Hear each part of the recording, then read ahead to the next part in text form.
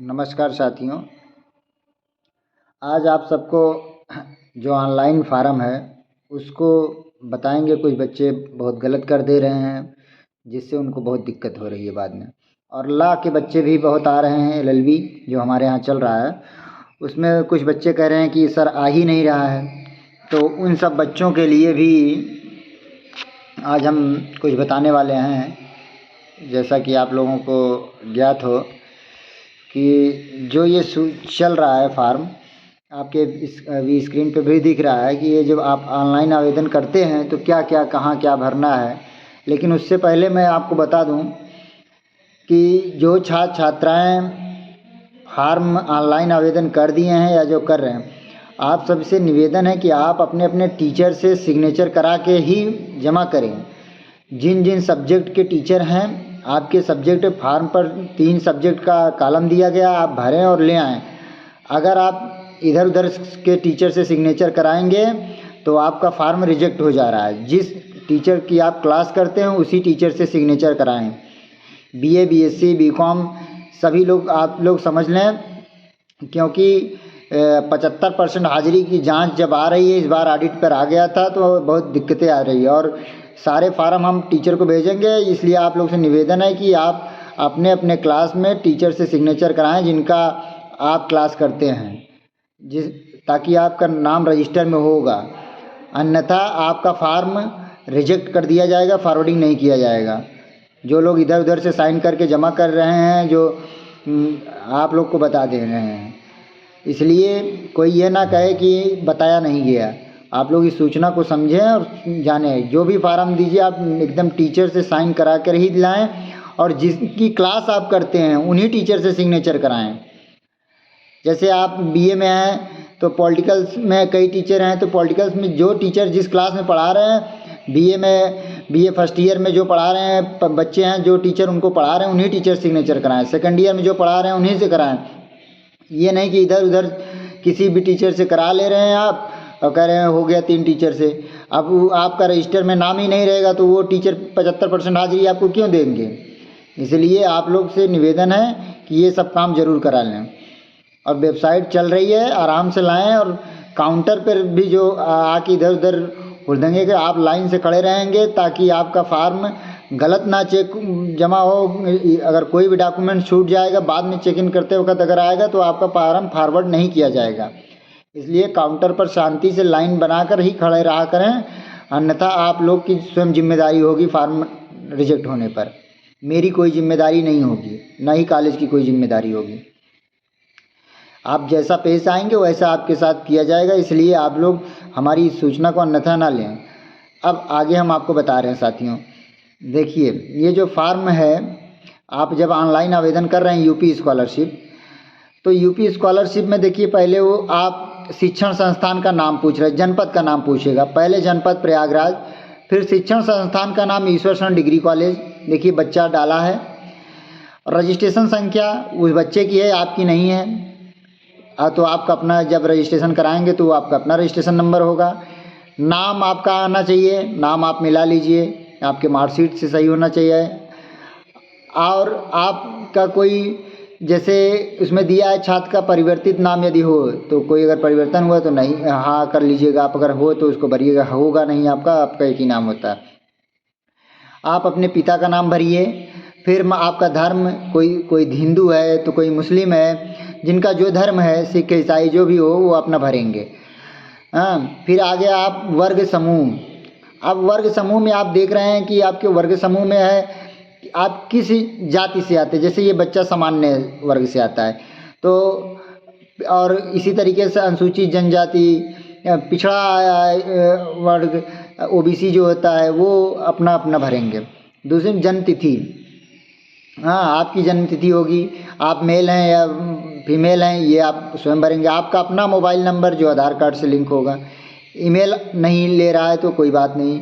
फिर आप आ जाइए high school board, UP board, जो यूपी बोर्ड से हैं वो यूपी बोर्ड भरेंगे, जो सीबीएसई से हैं वो सीबीएसई भरेंगे। फिर आप अपना रोल नंबर भरेंगे। ठीक है साथियों। अब देखिए ये जो 1 नंबर से बच्चों को बहुत परेशानी हो रही है शैक्षणिक विवरण से। अब आप देखिए 1 नंबर पे है पाठ्यक्रम का नाम। अब ये बच्चा जैसे एलएलबी वाले अभी आए थे तो कह रहे हैं, कुछ बच्चे कह रहे हैं सर आ ही नहीं रहा है। मेरे साथियों, आपको बैचलर ऑफ आर्ट्स ग्रुप 2 चुनना है तो आपका एलएलबी आ जाएगा, ऐसा नहीं है सबका आ रहा है। देखिए ये बच्चा भर के लाया ना, फर्स्ट सेमेस्टर का ही है।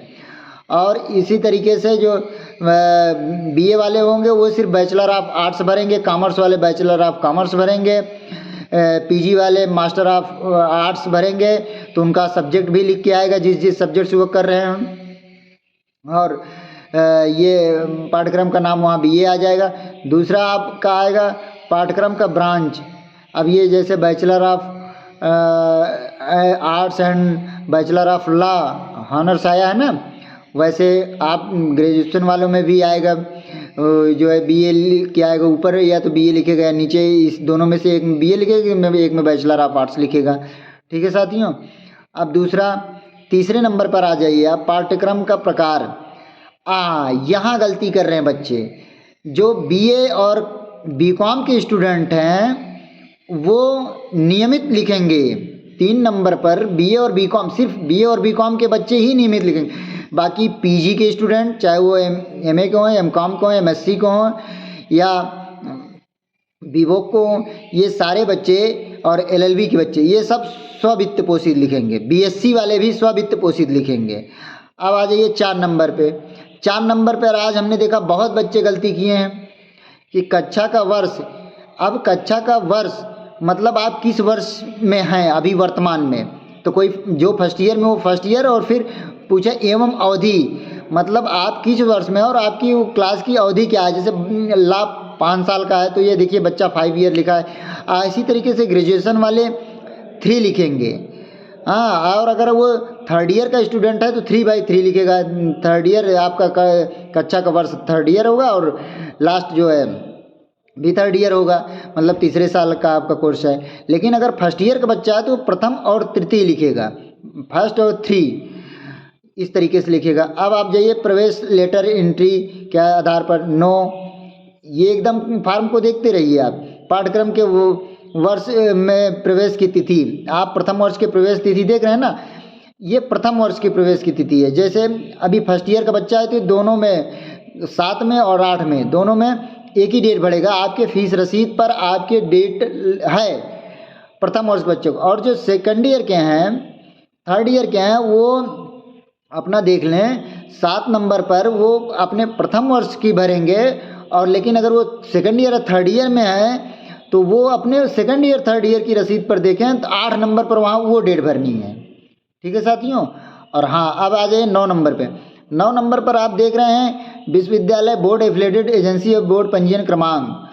अब यहाँ पर आप जो है फर्स्ट ईयर के स्टूडेंट, चाहे वो बीए के हों, चाहे बीएससी के हों, चाहे बीकॉम के हों या बीए एलएलबी के हों या बीवोक के हों, वो प्रथम वर्ष के छात्राएँ इसमें AP 4705 भरेंगे। लेकिन बीए के बाद जो एमए के स्टूडेंट हैं, एमए वाले वो स्टूडेंट जो प्रथम वर्ष में एडमिशन लिए हैं, अगर वो इसी महाविद्यालय इलाहाबाद विश्वविद्यालय किसी भी संबद्ध कॉलेज से पढ़े हैं, ग्रेजुएशन किए हैं और अपना माइग्रेशन अगर वो नहीं निकाले हैं तो वो अपना पुराना इनरोलमेंट नंबर ग्रेजुएशन वाला ही भरेंगे, चाहे वो एमए प्रथम वर्ष में क्यों ना हो। लेकिन अगर एमए प्रथम वर्ष में कोई बच्चा एडमिशन लिया और वो किसी अदर महाविद्यालय से आया है, जैसे मान लीजिए किसी अदर यूनिवर्सिटी से, अवध से आया है, पूर्वांचल से आया है, कहीं से आया है, तो वो AP 4705 ही भरेगा। लेकिन सेकंड ईयर और 3rd ईयर के जो बच्चे हैं, जो LLB 4th ईयर या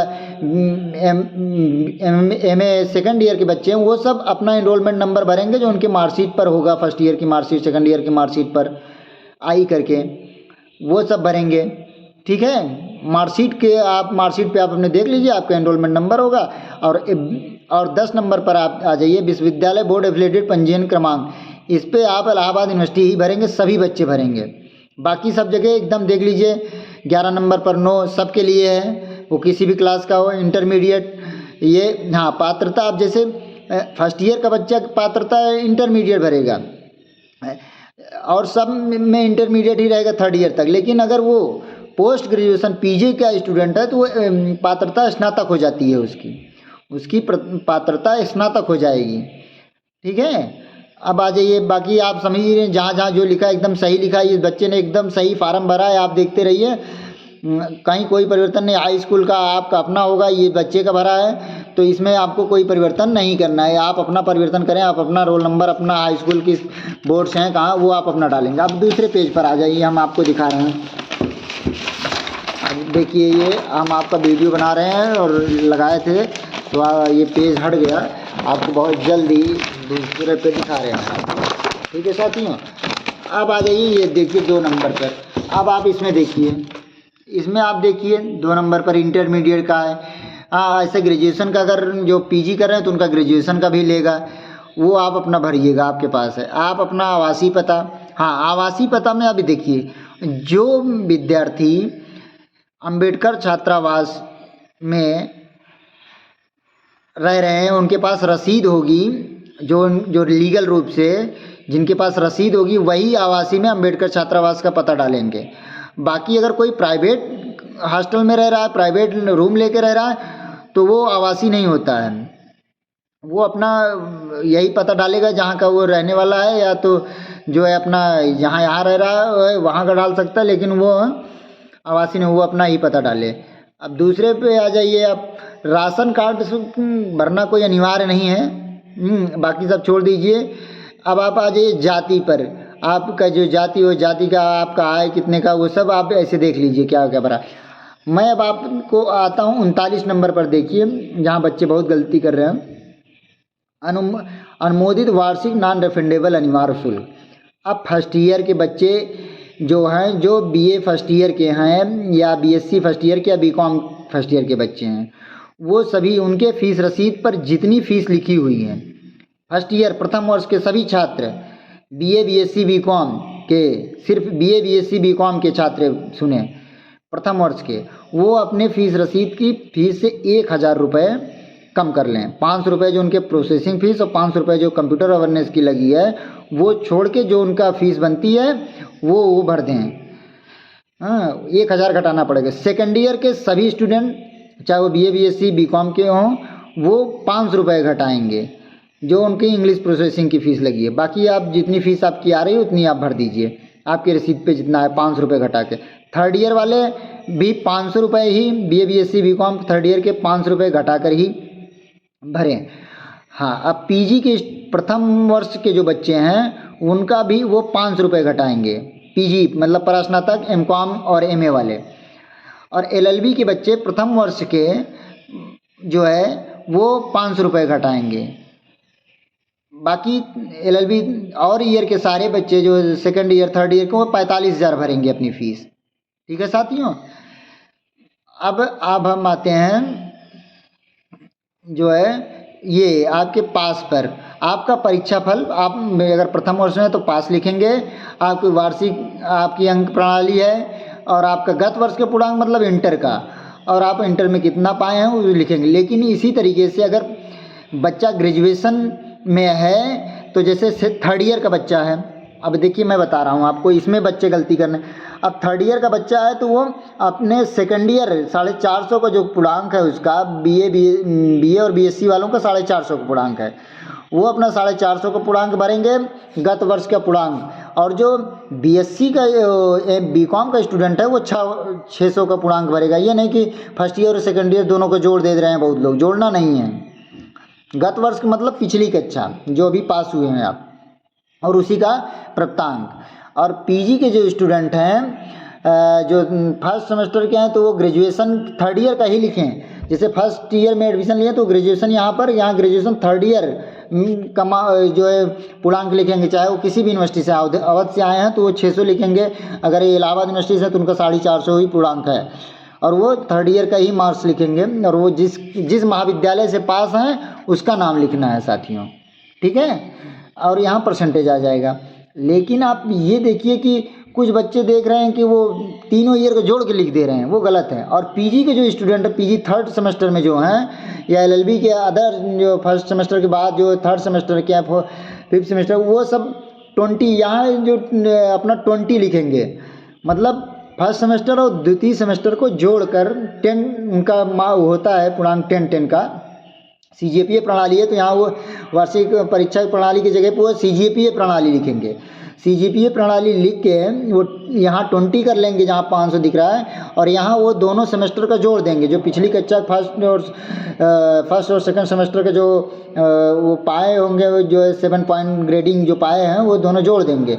तो कोई 7.2 पाया है और फिर सेकंड में भी 7.2 पाया तो उसका 14.4 हो जाता है, तो उस दोनों जोड़ को वहाँ लिखेगा, उसका पूर्णांक आ जाएगा साथियों। ये है उसका तरीका।